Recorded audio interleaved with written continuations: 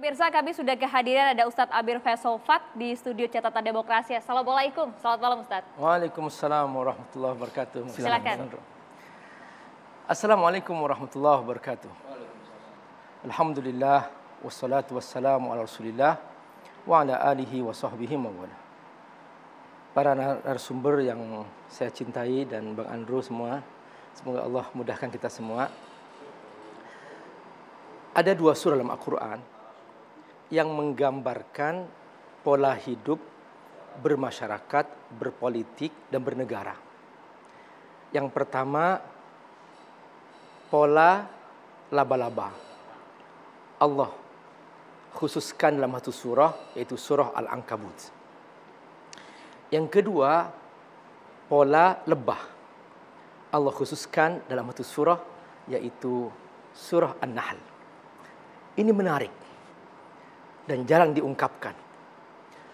Laba-laba adalah sebuah keluarga yang hidupnya rumit, rumahnya rumit. Perhatikan bagaimana anyaman rumah laba-laba. Dan keluarga laba-laba, keluarga yang penuh fitnah. Karena itu, satu surah Al-Ankabut dari awal sampai akhir membahas tentang fitnah. Pembukaannya saja langsung Allah buka dengan A'udzubillahi minasyaitonirrajim. Ahasiban nasu an yutraku an yaqulu amanna wa hum la yuftanun. Kata yuftanun, fitnah. Dan di dalamnya penuh dengan pembahasan mengenai fitnah. Kenapa?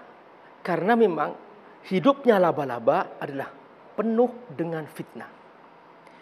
Ketika laba-laba betina mengandung anaknya dan dia sudah aman untuk melahirkannya, laba-laba betina ini memakan jantannya. Setelah itu bangkainya dibuang di rumahnya.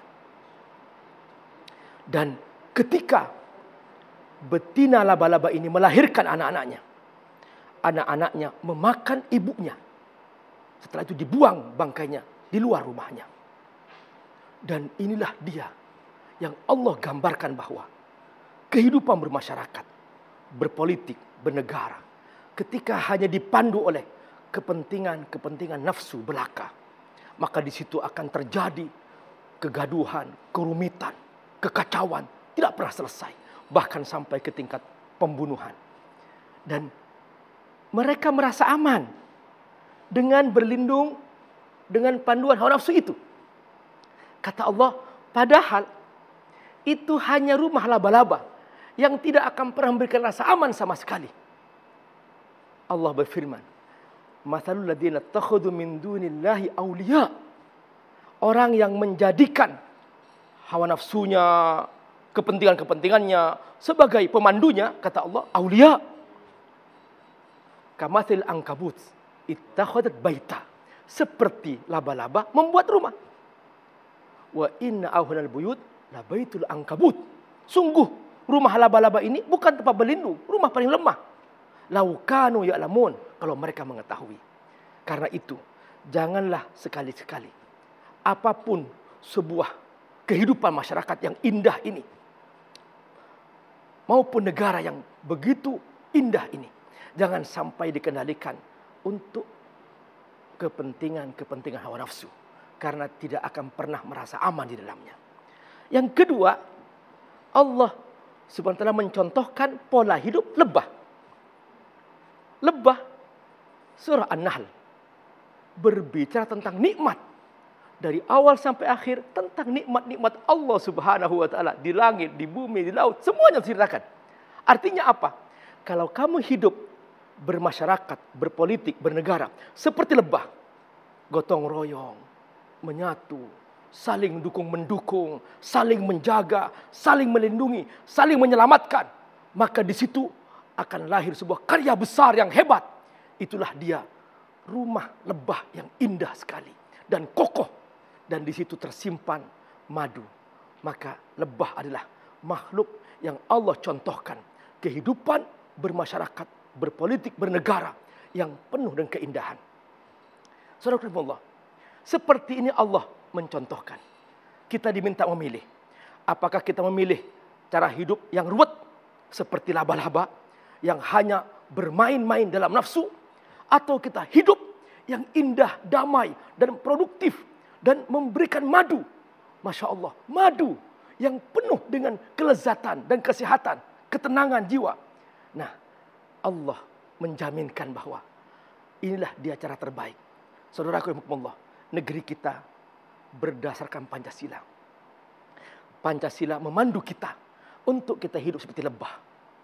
Masing-masing kita, apapun posisi kita, elit politik, presiden, menteri, siapapun, apapun jabatan kita, rakyat, ingat bahwa kita punya ketuhanan yang Maha Esa. Setiap yang kita putuskan akan dimintai pertanggungjawaban di hari kiamat. Itulah makna ketuhanan yang Maha Esa. Allah memantau kita, memandu kita. Dan tugas kita apa? Jagalah kemanusiaan. Dan ini sila kedua. Yang kedua, jaga persatuan. Karena jangan sampai kita seperti laba-laba yang mudah dipecah belah dan ruwet di dalamnya. Ingat, ini panduan kita, persatuan Indonesia. Caranya bagaimana? Ingat, kerakyatan. Ini pimpinul hikmah. Kita pikirkan rakyat. Di bawah kita adalah rakyat yang mereka setiap hari memikirkan cara hidup. Bukan hanya elit di negeri ini, tapi ada juga rakyat yang mereka butuh. Karenanya kerakyatan yang dipimpin oleh hikmah. Dan harus kita bijak. Dan jangan sampai kita lupa bahwa puncak daripada dididikan negeri ini adalah keadilan sosial bagi seluruh Indonesia. Dan ingat di hari kiamat nanti ada seorang pemimpin yang Allah amankan dari perlindungan yang sangat luar biasa. Tidak ada perlindungan sama sekali di alam akhirat, di padang mahsyar. Yauma la dhilla illa dhilluh. Kecuali mereka adalah orang-orang yang Allah beri kehormatan. Itulah pemimpin yang adil. Al-Imamul Adil. Semoga Allah berkahi. Wassalamualaikum warahmatullahi wabarakatuh. Waalaikumsalam warahmatullahi wabarakatuh. Terima kasih banyak Ustadz Amir Faisal Fat, kemudian Mas Hussein, Mas Islah, terima kasih sudah hadir. Terima kasih Mas Mustafa. Bang Novel, terima kasih. Pemirsa juga terima kasih atas perhatian Anda. Kita akan berjumpa lagi ya di catatan demokrasi minggu depan. Saya Maria Segaf. Dan saya Andromeda Merkuri. Selamat malam. Sampai jumpa.